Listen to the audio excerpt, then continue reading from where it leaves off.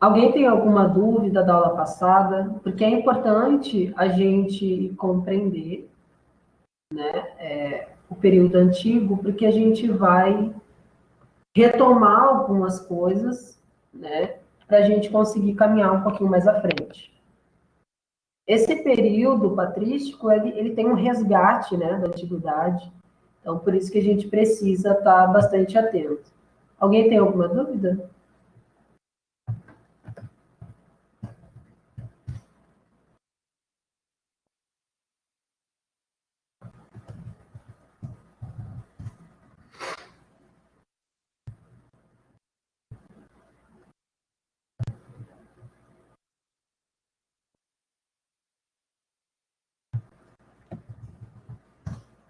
Então, ninguém tem dúvida, está todo mundo sabendo o que é epistemologia, todo mundo lembra desse conceito, porque hoje a gente vai aprender alguns conceitos que pode ser que confunda, tá? Mas é importante vocês conseguirem ter compreendido o que a gente aprendeu na aula passada, né? A gente iniciou o período humanístico. Tá. Boa noite, Sofia, primeiramente. Então, só para a gente dar um apanhado geral da aula passada, tá?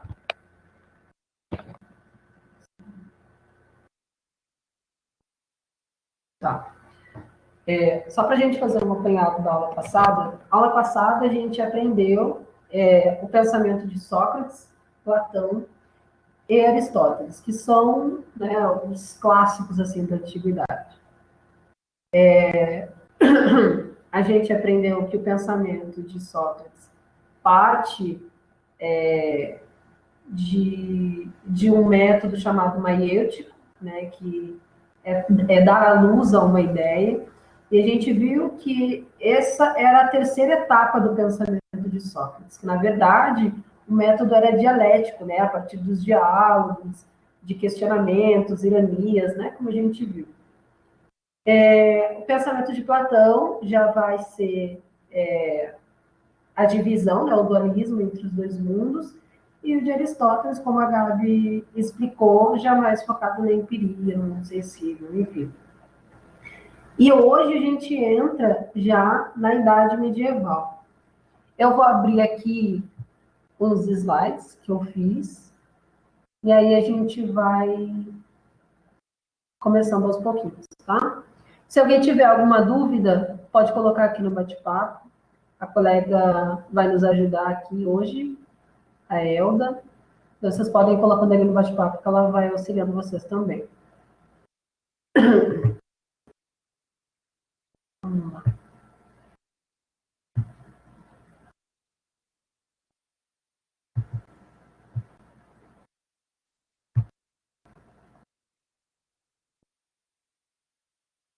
Eu vou desligar a câmera para vocês conseguirem enxergar tudo certo.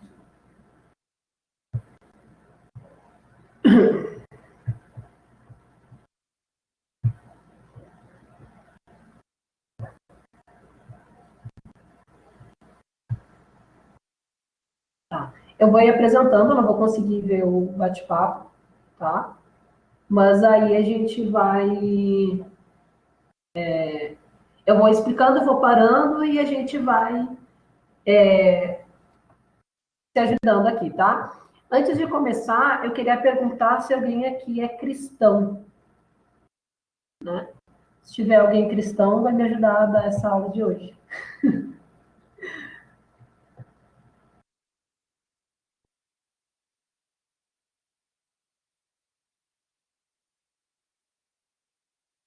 Ou alguém que saiba alguma coisa assim sobre Bíblia, enfim, porque vai ser uma aula praticamente sobre isso, né?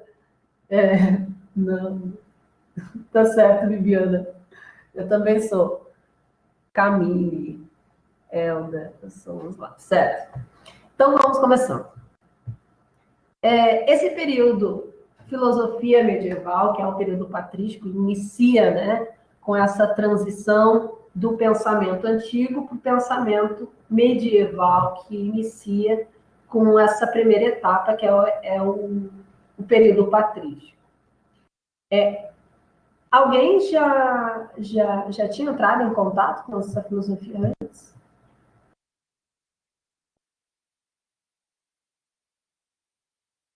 Porque essa característica de transição do pensamento antigo para o pensamento medieval é a principal característica da filosofia medieval. Tá?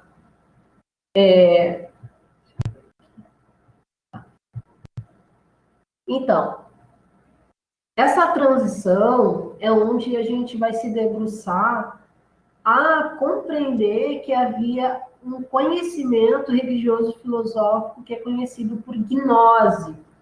Na aula passada, a gente aprendeu sobre o conceito epistemologia. Alguém sabe me dizer a diferença, né, assim compreendendo gnose enquanto conhecimento religioso filosófico e epistemologia, já que né, todo mundo, eu acho que todo mundo compreendeu o que a gente passou na aula passada. Se alguém puder me dizer, pode ligar o microfone aqui e me explicar qual a diferença entre epistemologia, né, que seria conhecimento, como a gente aprendeu na aula passada, ciência, tem alguns elementos, né? Alguém se quantifica?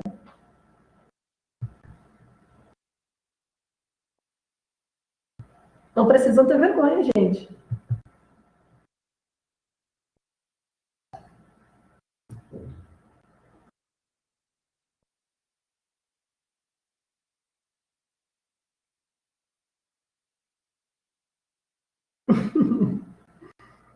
Sério. Bom, na aula passada a gente aprendeu que epistemologia vinha de duas palavras do grego, né? Episteme, que era conhecimento, e logia, que era estudo. Mas episteme também a gente pode compreender como ciência, né? Como conhecimento verdadeiro, como pensamento. Ou melhor, teoria do pensamento. E gnose já é um conhecimento específico, é um conhecimento religioso-filosófico, que parte desse contexto, né, patrístico, do surgimento da Bíblia. Tá? Então, a diferença é que a episteme é a teoria do conhecimento em geral, do conhecimento científico, do conhecimento filosófico, enfim. E daí, na aula passada, a colega até explicou, né, os tipos de conhecimento. E gnose é, em específico, o conhecimento religioso, né? O conhecimento teológico. O que é teológico? Essa palavra vocês conhecem? O que é teologia? Porque se na hora da prova aparece alguma questão onde aparece esse conceito teologia, é muito importante a gente conseguir compreender que teologia, né, esse prefixo tel, é Deus, né, logia, estudo. Então, é o estudo de Deus. A gente pode compreender assim, basicamente, né? Tá. Então, nesse período patrístico, que é um período que é do século I ao século IV depois de Cristo, ele é marcado pelo surgimento, né, da Bíblia, pelo surgimento institucional do cristianismo. Então, a Bíblia, ela tem uma influência no pensamento ocidental, né, o pensamento que a gente tem hoje, né? Alguns dogmas que a gente tem também parte desse lugar. E esse período ele também está relacionado aos pais da Igreja Católica. Isso é patrística. Patrística, então a gente precisa compreender que é o surgimento dos pais da Igreja Católica, onde eles vão estar se debruçando sobre fundamentar o pensamento cristão. E aí, eu quero perguntar para vocês se vocês sabem qual a importância da patrística para o pensamento ocidental. Até aqui, onde eu expliquei, se estiver claro, se estiver confuso, eu preciso que vocês me falem, para eu conseguir explicar de uma maneira mais acessível.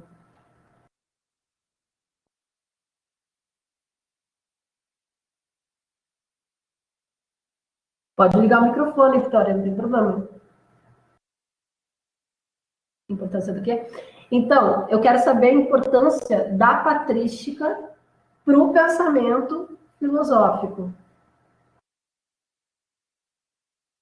Ou para o pensamento religioso filosófico, né? Melhor se dizendo.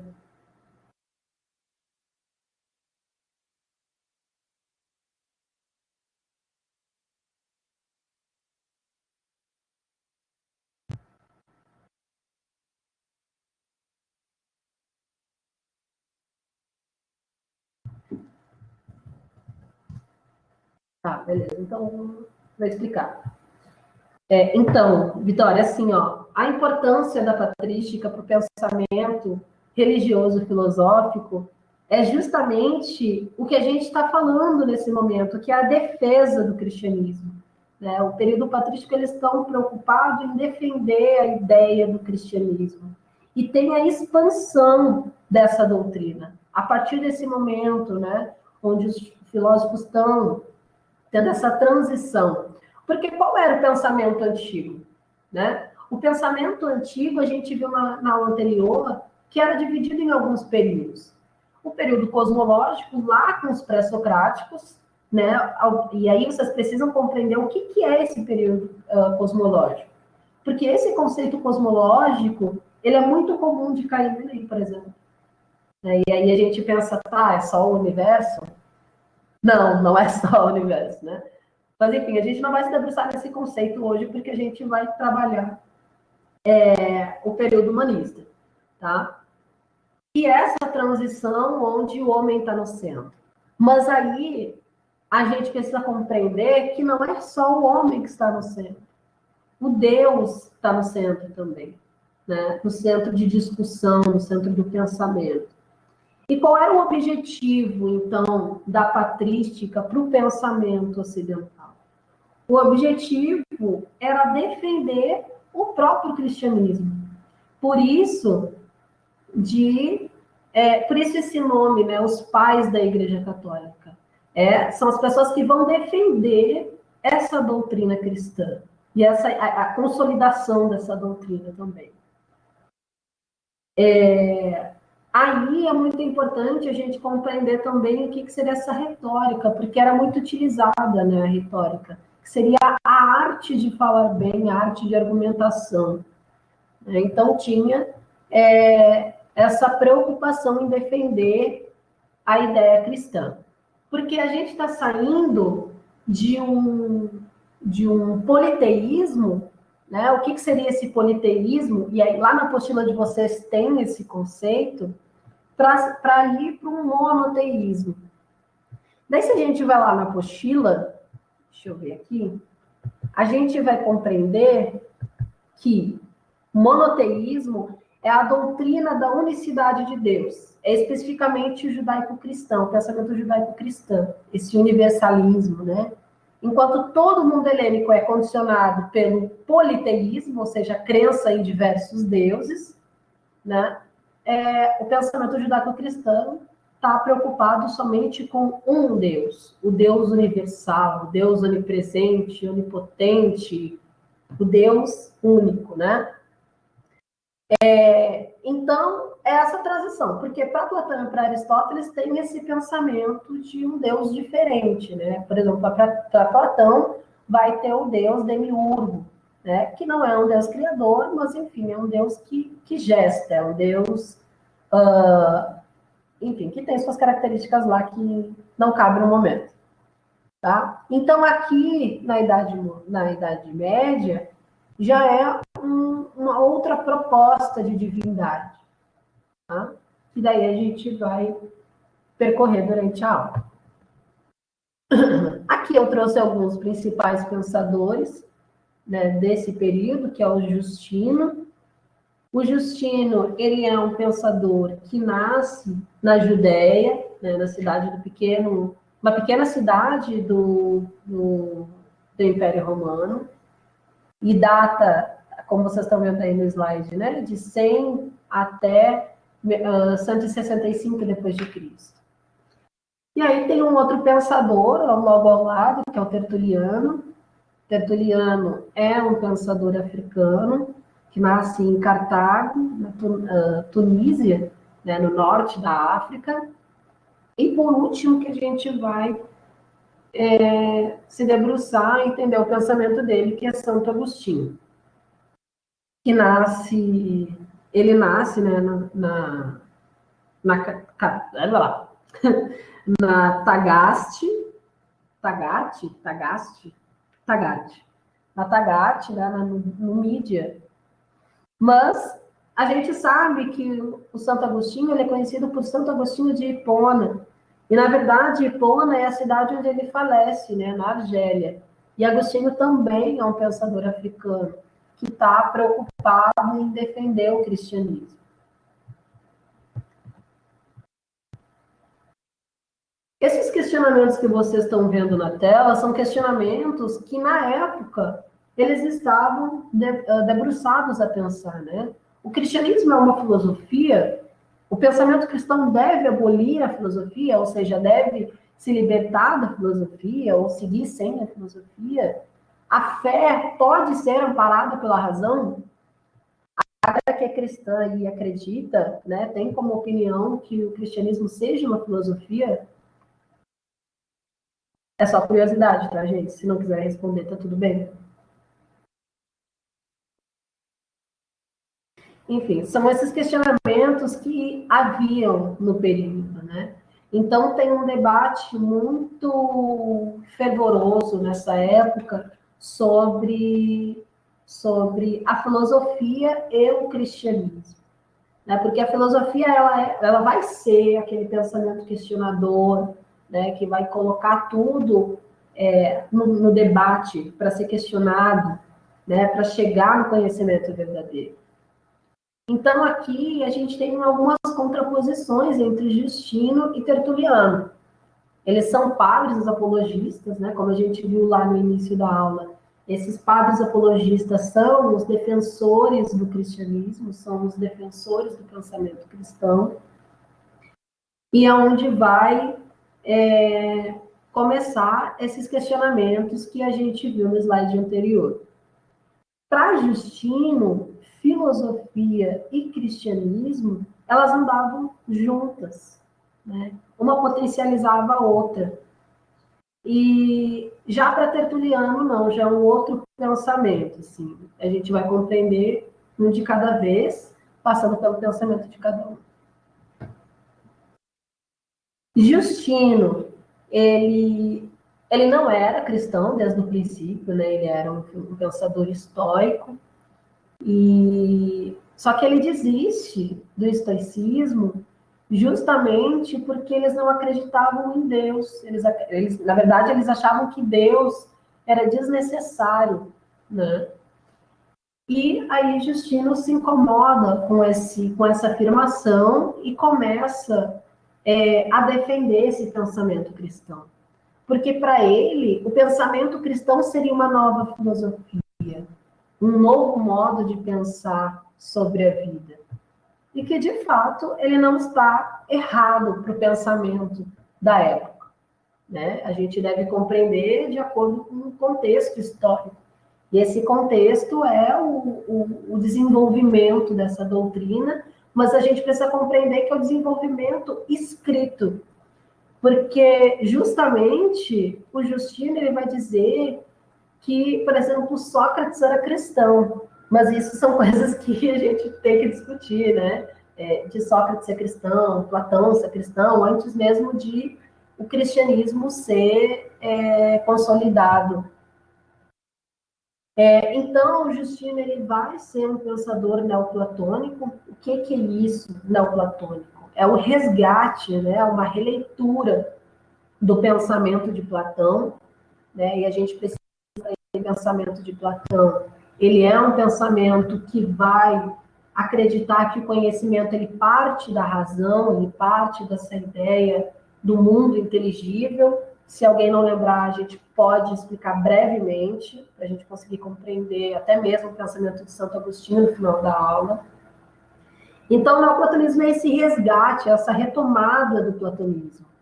Né? Eles fazem uma releitura de Platão para justamente defender a doutrina cristã.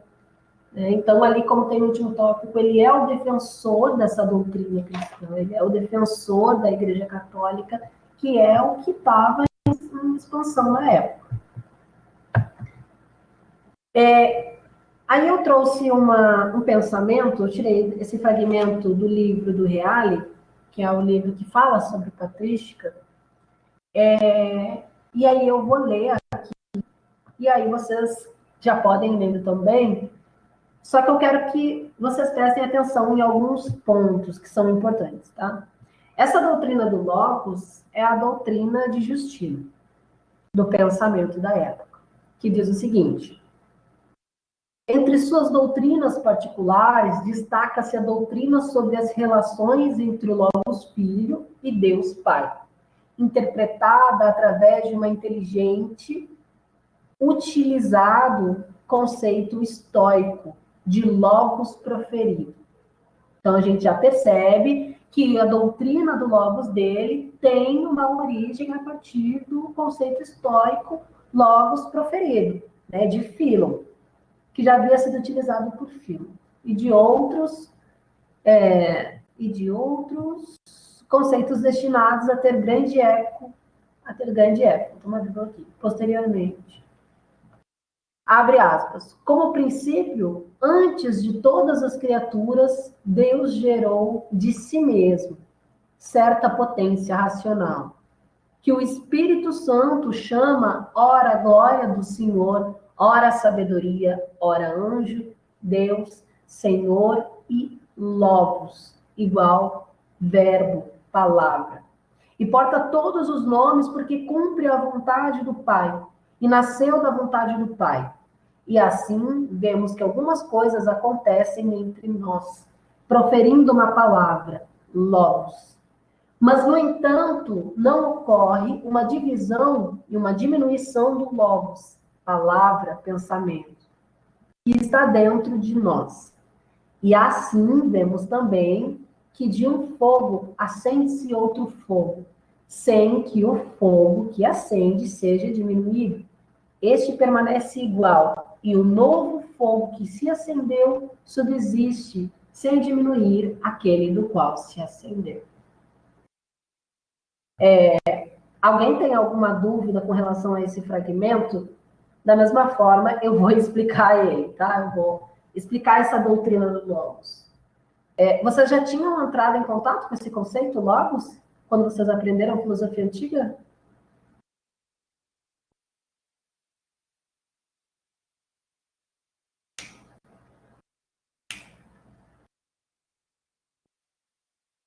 Não. Tá, beleza. De modo geral, o Logos, para dentro da filosofia, na verdade, assim, é um conceito bem complexo. A gente pode entender como um pensamento racional, tá? O Logos enquanto um pensamento racional. Mas, para Justino, o Logos é a palavra, o Logos é esse verbo, é Cristo, né? Como ele está preocupado em defender o cristianismo como uma filosofia, ele diz justamente que esse pensamento racional é esse Cristo, que é filho do Pai, né? Que seria filho de Deus, esse Deus onipotente, onipresente, como o princípio de todas as coisas. Tá difícil? Estão compreendendo? Tá fácil? Vai ter algumas questões no final, hein?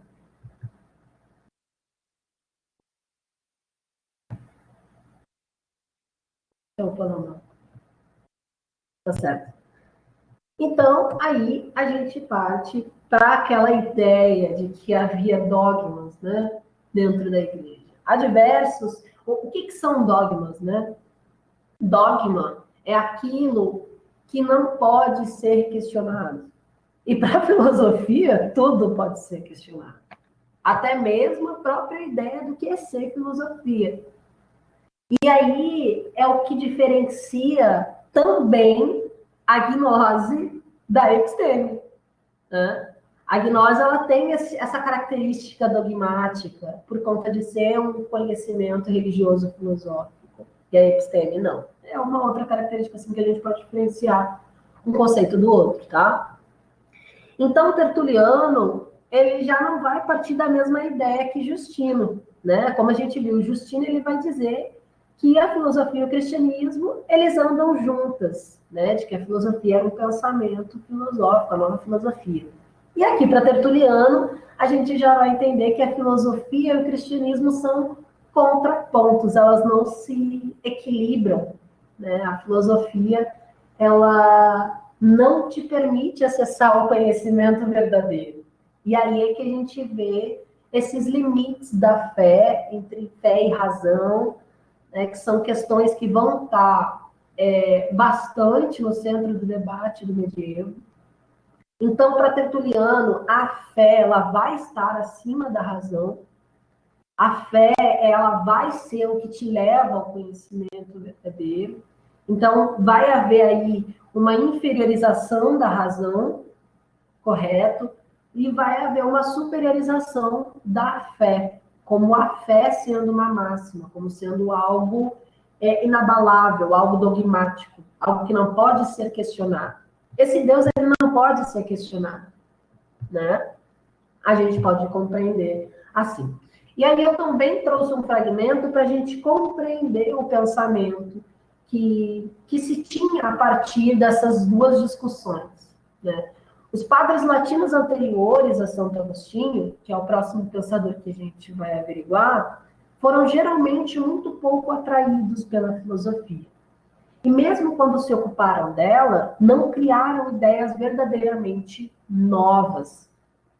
A formação cultural dos primeiros apologistas, que são os defensores do cristianismo, foi de caráter jurídico-retórico, ou seja, argumentativo da doutrina cristã, especialmente no sensível e vivo ambiente africano. Em outros, padres prevaleceram os interesses estritamente teológicos e pastorais, ou então filológicos e eruditos. A Idade Média a gente sabe, né, que ela é conhecida como a Idade das Trevas, e aí também conhecido como a Idade, o período que não houve produção filosófica, mas há contrapontos, né, há discordâncias desse pensamento. Porque como a gente está vendo, nesse período tem um demarcador do pensamento que se tem hoje no mundo, né? Hoje na atualidade, agora no período que a gente vive. Se a Bíblia ela tem grande influência no pensamento ocidental, que é o pensamento, por exemplo, que se tem na Europa, nas Américas, né? É algo que a gente precisa compreender para entender o pensamento, a mente, né, dessas pessoas que vivem nesse contexto.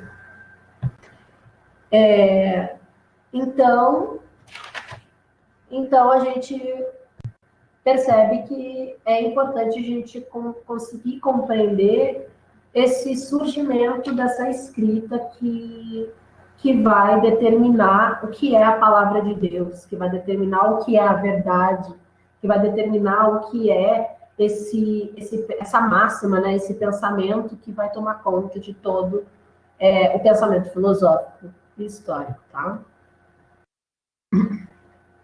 E aí nós temos um demarcador desse pensamento medieval, que é Santo Agostinho, que vai ser o pai da filosofia patrística, da filosofia dos defensores, né? E é a partir de Agostinho que se tem a consolidação dessa doutrina cristã.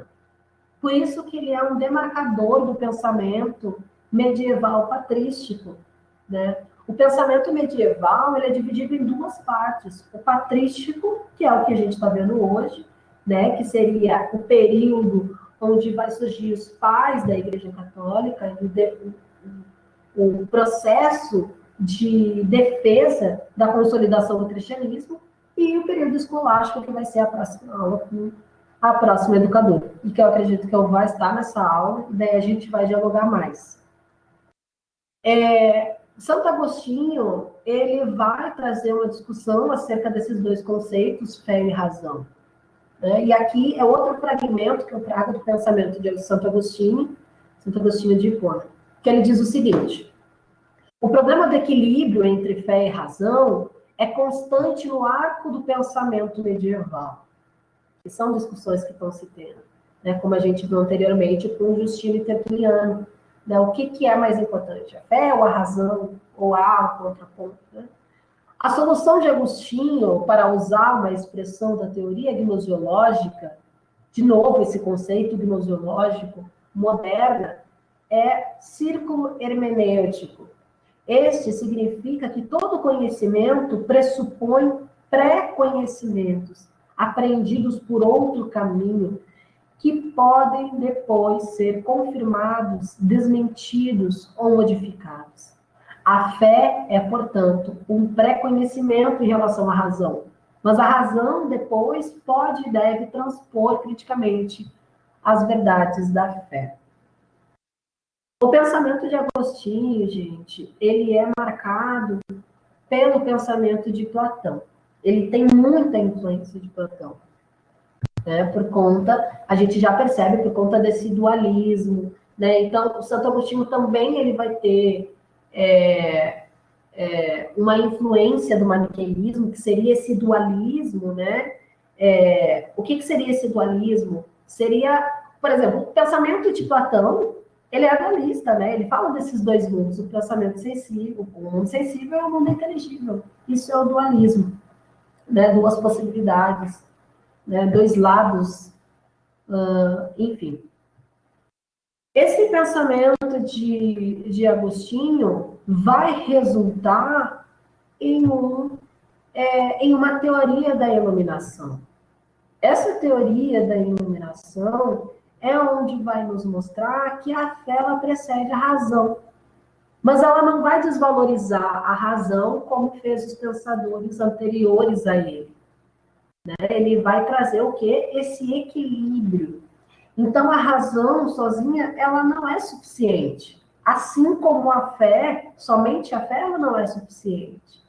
Então, o que acontece? A fé, ela impulsiona a razão, ela ilumina a razão, ela auxilia a razão e ajuda a chegarmos ao conhecimento verdadeiro. Então, esse conhecimento verdadeiro é Deus, está em Deus, né? Que é uma metáfora, assim como está no slide, né? É uma metáfora do mito da caverna. No mito da caverna, o conhecimento, ele está fora da caverna, o conhecimento verdadeiro. E para Santo Agostinho, o conhecimento verdadeiro, ele está no divino, né? No Logos divino, em Deus, nessa imagem onipresente, onipotente, única, universal, né? Então, o pensamento medieval, ele vai ser primeiramente atravessado por essa expansão dessa doutrina e esses questionamentos acerca de fé, razão, reencarnação, pecado, né? Algo que é bem comum assim nos debates religiosos cristãos. E que a gente vai perceber que esses debates acerca da reencarnação, né, acerca da fé, da razão, eles são debates que vão ter esse resgate lá dos gregos, correto? Então, por isso que eu disse no início da aula que é importante a gente ter iniciado essa aula já compreendendo alguns conceitos, né, alguns pensamentos do antigo, do mundo antigo, né? O Santo Agostinho, ele era bispo, é muito importante a gente compreender que ele era bispo, né? Por isso que ele vai ser considerado o pai da Igreja Católica. Deixa eu ver aqui.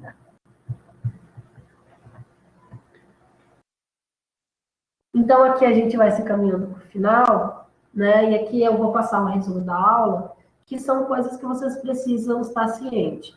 Não é muito comum cair questões de filosofia medieval no Enem, mas pode ser que caia ou que se relacione com outra matéria. Isso pode sim acontecer, tá? Mas o mais importante é a gente trazer também essas discussões para o nosso próprio cotidiano, né? Compreendendo o que é essa imagem divina, compreendendo o próprio pensamento que se tem hoje, porque se a gente está falando de uma transição da antiguidade para o medievo, a gente pode fazer essa relação do medievo para a modernidade, enfim, e chegando até o pensamento que a gente tem hoje. E até mesmo para as pessoas que, enfim, gostam de estudar sobre religião, é muito importante compreender o que são esses padres apologistas que defendiam o cristianismo, né? Porque que nem a gente viu com Justino, né? Ele considerava Sócrates cristão, mas Sócrates não se dizia cristão, mas Justino já considerava Sócrates cristão por conta do pensamento que ele tinha. Então, a gente também precisa compreender que os dogmas vão surgir a partir dessa defesa, né, do pensamento cristão, a partir deste período. E é isso, eu trouxe algumas questões para a gente fazer. Eu vou colocar aqui no bate-papo. Deixa eu só cancelar aqui.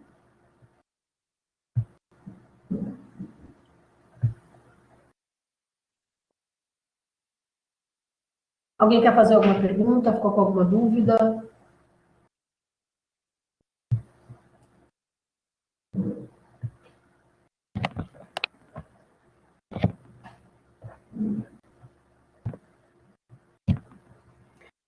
Bom, vou colocar duas questões aqui, a gente vai fazer uma por uma.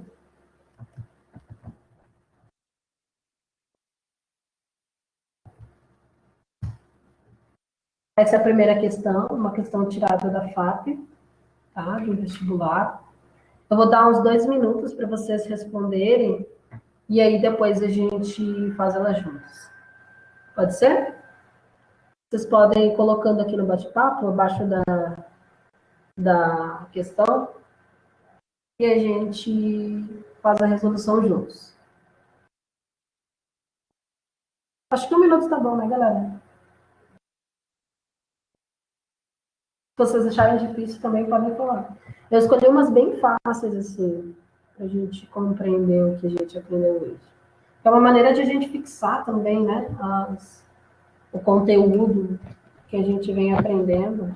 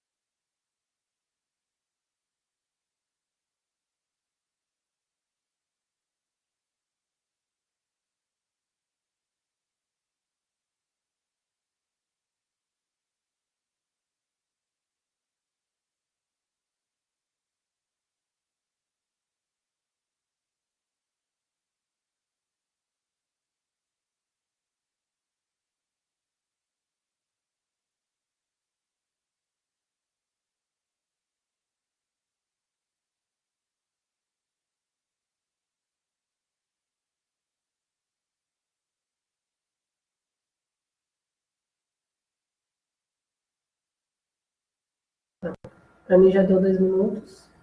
Também já tem 2 pessoas que responderam. Bom, vou ler a questão e aí a gente vai pensando junto, tá? A doutrina de Platão influenciou os primeiros filósofos medievais. Santo Agostinho, bispo de Hipona, e Boécio, autores de Confissões e Consolidação da Filosofia, respectivamente. Mas a filosofia predominou na Idade Média. A filosofia que predominou na Idade Média foi a sofística. A gente sabe que não, porque é antiga. Epicurista também antiga. Escolástica é o segundo período da filosofia medieval. E Santo Agostinho é quem marca a filosofia patrística. Existencialista? Não. Não está se tratando disso. Fenomenológica? Também não. Não se trata disso. Ou seja, é o período escolástico que predomina a filosofia medieval, né? Que é a que a gente vai aprender na aula passada, louca, na aula que vem, tá? o porquê que eu coloquei essa questão aqui, sendo que a gente sequer passou pela escolástica? Que é para a gente ter uma ideia, né? Como eu falei no início, de como é separado a Idade Média em dois períodos. Então, é uma questão fácil, não sequer vocês não precisavam ter aprendido sobre escolástica, simplesmente saber que há essa divisão entre o período medieval, né, o período patrístico e o período escolástico. E na aula que vem, vocês precisam compreender que o período medieval, chamado de patrístico, eles estão preocupados em defender o cristianismo, em defender a doutrina cristã. Então, tem discussões acerca da fé, acerca da razão, acerca da filosofia, né? Então, é muito importante vocês terem isso em mente. Agora, tem uma outra questão, que é sobre Agostinho, e que eu também achei bem fácil, assim, só para a gente ter um exercício de pensamento. Tá? Essa aqui é muito fácil. Em 1 minuto, eu acho que vocês fazem. Então, eu vou fazer junto com vocês, vai? Eu não seguro. Vamos lá. Santo Agostinho de Hipona, né, ele nasce numa cidade africana, foi mais importante, foi mais importante filósofo da Idade Alta, Média, da Alta Idade Média. Além de filósofo e teólogo, Agostinho também exercia uma função eclesiástica na cidade citada. E qual era essa função? Essa pergunta aqui está muito nada a ver, né? Mas ela é tirada de prova, para vocês terem noção. É claro, como vocês sabem, eu não sei se todo mundo aqui já fez a prova do Enem ou a prova do papel, não são questões formuladas dessa maneira, né? São questões que vão dar toda uma volta para depois te perguntar quem era Santo Agostinho ou o que ele fazia. Mas essas questões nos ajudam, né, inconscientemente, a gente compreender alguns elementos importantes da filosofia. Né? A gente compreender que Santo Agostinho era bispo, a gente compreender o que é ser bispo, a gente compreender que a Idade Média ela tem esses dois períodos, que é dividida entre dois períodos, e que ela é caracterizada por essa transição do pensamento antigo, onde tinha uma compreensão de mundo e de sujeito totalmente diferente, e aí traz essa outra discussão a partir da morte de Cristo, né? E a partir do surgimento da Bíblia. Na leitura da apostila, tem alguns conceitos lá que são bem importantes, né? Eu sugiro que vocês leiam. E é isso, gente. Se alguém tiver alguma dúvida ou alguma questão para colocar, esse é o momento.